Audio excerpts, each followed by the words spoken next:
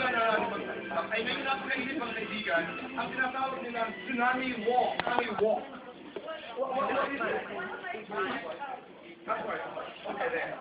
One of my trainers couldn't speak English, so Spanish lang, and he only knew fear, catwalk, and tsunami.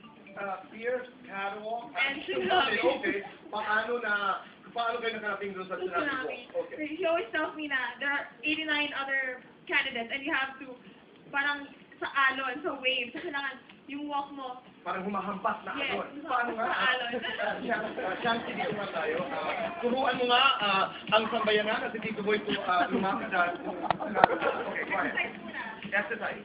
muna. Exercise. Ayun, no? Oh. Ayun.